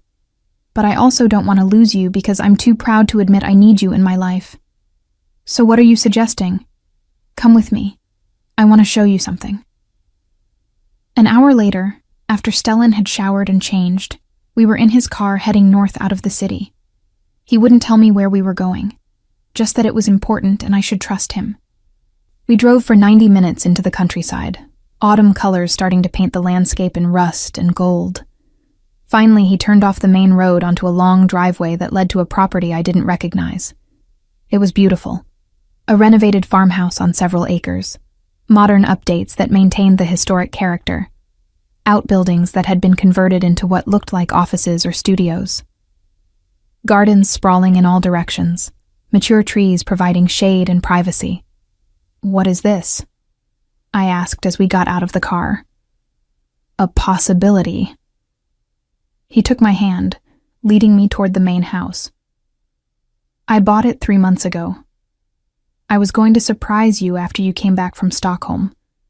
But then the job offer happened and I realized surprises might not be what you need right now." "Stellan, whose house is this?" "Ours, potentially." He unlocked the door, revealing an interior that was clearly being renovated but showed enormous potential. "I've been working with architects to create something that works for both of us. Home offices so we can both work remotely when needed. Space for your consulting business when you're ready to start it. A garden you can actually cultivate properly, instead of just criticizing my attempts." I walked through the space, overwhelmed by the care that had gone into every choice. He'd remembered conversations we'd had about dream homes, preferences I'd mentioned casually months ago. This wasn't about controlling my environment. It was about creating a space we could both inhabit fully. "The Stockholm office has a Copenhagen branch," he said, following me through the rooms. "Not as prestigious, but still excellent. You could take a position there, build your career here, and we could make this work. Together. Long term." "You're asking me to choose you over my career?" "No. I'm asking you to consider that maybe you don't have to choose. That maybe there's a third option where you get both." He stopped in what would be the kitchen, afternoon light streaming through the windows. "But if the Stockholm position is truly what you want, if that's the best path for your career, I'll support that too. We'll figure out long distance. I'll visit every other weekend. We'll make it work because you matter more than geography." I leaned against the counter, trying to process what he was offering. "This is a huge commitment. This house, these plans, it's basically asking me to marry you without actually proposing." "Is that what you think?" He crossed to me, taking both my hands. "Luna, I'm not asking you to marry me. Not yet. Maybe not ever if that's not what you want. I'm asking you to build a life with me that respects both our needs. You can work in Stockholm if that's best for your career. You can take the Copenhagen position if you want to stay. You can start your own firm from this house and work entirely independently. The point is, whatever you choose, I'm here. Supporting you, not controlling you. Loving you, not owning you." I don't know what to say. Then don't say anything yet. Think about it. Tour the Copenhagen office. Consider what you actually want for your life, not just your career. He pulled me close, arms wrapping around me in a hug that felt like safety. "I've spent the last year proving I can change. Now I need you to trust that change is permanent." I did tour the Copenhagen office, met with the managing director, learned about their client portfolio, understood the opportunities available. It was excellent. Not quite the prestige of Stockholm, but solid, with room for growth and advancement. I also met with my thesis advisor, discussed my options honestly. Professor Anderson had been mentoring me for 2 years and knew my career goals intimately. "What does your gut say?" she asked over coffee in her office. "That Copenhagen is the smart choice. That choosing a man over my career is exactly the kind of mistake I promised myself I'd never make again." "Is that what you'd be doing? Choosing him over your career?" "Isn't it?" She smiled slightly. "Luna, you're one of my best students. You're going to be successful wherever you land. Stockholm, Copenhagen, anywhere you choose. The question isn't which position is better for your career. It's which choice allows you to build the life you actually want to live. I want both. I want the prestigious job and the man and the perfect future where nothing has to be sacrificed. That's not how life works, unfortunately. We all make trade-offs. The question is which trade-offs you can live with." She refilled our coffee. What would you regret more? Taking a slightly less prestigious position to stay with someone you love, or taking the perfect job and losing him? Bruce, that was the question, wasn't it? I spent a week thinking, weighing options, making lists of pros and cons that didn't actually help because this wasn't a logical decision. It was an emotional one, and those didn't fit neatly into spreadsheets. On a Tuesday evening in late September, I found Stellan in his study, working late on something that had him frowning at his computer. I knocked, respecting the boundaries we'd established, and he looked up immediately. Hey, everything okay? I made a decision. I came into the room, closing the door behind me. About Stockholm. His expression went carefully neutral. Okay. I'm turning it down. I'm taking the Copenhagen position and staying here. Before he could react, I held up a hand. But I need you to understand something. I'm not doing this for you. I'm doing it for me, for the life I want to build, which happens to include you. This is my choice, and I'm owning it. Relief flooded his face. Okay, yes, whatever terms you want, I accept them. I'm not finished. I sat on the edge of his desk, looking down at him. I want the farmhouse, but I want my name on the deed too, 50-50 ownership. I want a legal agreement that if we separate, I retain half the property. I'm not going to be financially dependent on you again. Done. I'll have my lawyer draw up the paperwork. And I want a timeline. We date for at least another year before we even discuss marriage. I need to know the stability is permanent, not just the honeymoon phase of reconciliation. Agreed. And therapy. Couples therapy, with Dr. Johansson, or someone she recommends. I want us to have professional support for navigating this. I've already researched therapists. I have 3 names for you to interview if you want. He stood, moving around the desk to stand in front of me. Anything else? Yeah, one more thing. I took a breath, gathering courage. I love you. I didn't want to. I fought it for months. But I do. I love you, Stellan. The version of you that learned and grew and changed.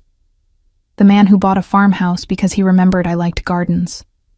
The person who goes to therapy and learns to run even though he hates it. That's who I love. Not who you were, but who you're becoming. His eyes went bright with emotion he didn't try to hide. Say it again. I love you. Again. I love you, you impossible man. I pulled him closer, wrapping my legs around his waist. I love you, and I'm staying, and we're building something new together. Something that doesn't require me to disappear, or you to control everything. He kissed me, deep and claiming, and full of 2 years of longing and hope, and hard-won trust. When we broke apart, both breathing hard, his forehead rested against mine. I love you too, he whispered. Never stopped, never will. And I swear to you, Luna, every day I'll prove I deserve this. I'll keep growing, keep changing, keep being someone you can trust. Good, because I have very high standards now, and you've set the bar for yourself. He laughed, the sound full of joy. I wouldn't have it any other way. We moved into the farmhouse that December, after renovations were complete. My name went on the deed as promised, 50-50 ownership legally documented. The Copenhagen office welcomed me for a January start date. Dr. Johansson referred us to a couples therapist who made us work harder than either of us expected. It wasn't perfect. We fought sometimes, about boundaries, about his lingering, controlling tendencies, about my tendency to withdraw instead of communicate when stressed. But we fought fair, with Dr. Bergstrom's tools, and we always came back to center. I started my position in January, throwing myself into work that challenged and excited me. Stellan completed his divestment from the illegitimate businesses, took a financial hit that made me wince, but emerged cleaner and lighter than I'd ever seen him. On Valentine's Day, exactly 2 years after I'd first reached out to him post-divorce, we cooked dinner together in our farmhouse kitchen. The garden outside was dormant, waiting for spring, but we'd planned what we'd plant together when the weather warmed. "I have something for you," Stellan said as we cleaned up after dinner. He looked nervous, which was unusual enough to make me pay attention. "If it's expensive jewelry, it's not." He pulled a small box from his pocket, but it wasn't ring-sized. "Open it." Inside was a key. Plain, simple, house key. "I don't understand. I already have a key to the house." "Not to the house. To me." He took the key out, showing me an inscription I'd missed. "Always yours to keep or leave." So, it's symbolic. A reminder that you're never locked in, never trapped. You can walk away anytime and I'll understand. You have the key to your own freedom. My throat went tight with emotion. "That's the most romantic thing you've ever given me." "Better than expensive jewelry?" "So much better." I kissed him softly. "Though I reserve the right to also accept expensive jewelry in the future if the mood strikes you." "Noted." He pulled me close, swaying slightly to music only he could hear. "Happy Valentine's Day, Luna. Happy anniversary of me finally being brave enough to call you." I rested my head against his chest, listening to his heartbeat. "Best decision I've ever made." "Even better than divorcing me?" "That was the second best decision. This is the best one. Choosing to come back, but on my own terms." We stood there in our kitchen, in our house, in the life we'd built together from the ruins of something that hadn't worked. It wasn't the fairy tale I'd imagined at 22. It was better, messy, complicated, real, and it was ours.